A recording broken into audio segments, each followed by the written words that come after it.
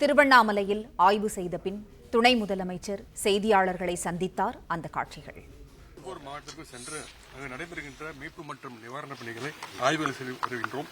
பொதுமக்களுக்கு எங்களால் முடிந்த அளவுக்கு நிவாரணப் பொருட்களை அரசு சார்பாகவும் கொடுத்து வருகின்றோம். நேற்று தினம் சென்னை, செங்கல்பட்டு, கடலூர், விழுப்புரம் மாவட்டங்களில் கனமழை அங்கெல்லாம் சென்று ஆய்வு செஞ்சோம். இன்றைக்கு மாண்புமிகு முதலமைச்சருடைய உத்தரவின் மதியம் முதல் தருமபுரி, கிருஷ்ணகிரி ஆய்வை முடித்துவிட்டு இன்னைக்கு திருவண்ணாமலை மாவட்டத்துக்கு வருகின்றிருக்கிறேன். கனமழையால் தமிழ்நாட்டை சோகத்தை அழுத்தக்கூடிய ஒரு சோகமான ஒரு சம்பவம், ஒரு துயரமான சம்பவம் இன்னைக்கு திருவண்ணாமலையில் நடந்திருக்கிறது. திருவண்ணாமலையில் வஉசி நகர் 11வது தெருவில் வசித்து வருகின்ற ராஜ்குமார் என்பவர் வீட்டின் மீது நேற்று மாலை சுமார் 4 மணி அளவில் கனமழை காரணத்தால, தொடர் மழை காரணத்தால மலையிலிருந்து ஒரு பெரிய பாறை உருண்டு வந்து வீட்டின் மேலே விழுந்திருக்கிறது. அதில் அவருடைய வீடு மண் மற்றும் பாறையால் முழுவதுமாக மூடப்பட்டு புதையுண்டுள்ளது. இந்த வீட்டுக்குள் இருந்த ராஜ்குமாருடைய மனைவி மீனா, வயது 27, அவரது 8 வயது மகன் கௌதம், 5 வயது மகள் இனியா, அவருடைய பக்கத்து வீட்டை சேர்ந்த 7 வயதான ரம்யா, 14 வயசு நிரம்பிய வினோதினி மற்றும் 7 வயதான மகா ஆகியோர் அந்த இடுபாடுகளில் சிக்கி இறந்திருக்காங்க.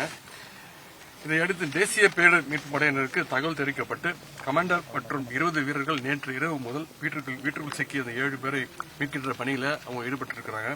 நம்முடைய மாநில அரசு சார்பாக தீயணைப்பு படையினரும் காவல்துறையினரும் மீட்பு பணியில் அவங்களுக்கு தொடர்ந்து ஈடுபட்டு இருக்காங்க. மாண்புமிகு பொதுப்பணித்துறை அமைச்சர் வேலவர்களும் மீட்பு பணிகளை இரவு பகலாக நின்று இங்கே ஒருங்கிணைத்துக் கொண்டிருக்கிறார். எப்படியாவது நல்ல செய்தி வரும், 7 பேரையும் எப்படியாவது உயிரோடு மீட்கப்படுவார்கள் என்றுதான் நாங்கள் அனைவரும் எதிர்பார்த்திருந்தோம். ஒட்டுமொத்த தமிழ்நாட்டு மக்களும் அதான் எதிர்பார்த்துட்டு இருந்தாங்க. ஆனால் இன்று மாலை ஒரு 6:30 மணி அளவில் புதைந்த வீட்டில் சிக்கிய 4 பேருடைய உடல்கள் வெளியே எடுக்கப்பட்டுள்ளன. மற்ற 3 பேருடைய உடல்கள் மீட்கும் பணி தொடர்ந்து நடைபெற்று வருகின்றது.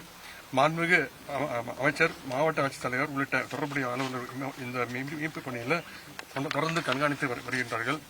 மாண்புமிகு முதலமைச்சர் அவர்களுடைய உத்தரவுப்படி மீட்பு பணியை நான் இன்றைக்கு நேரில் ஆய்வு செஞ்சிருக்கிறேன்.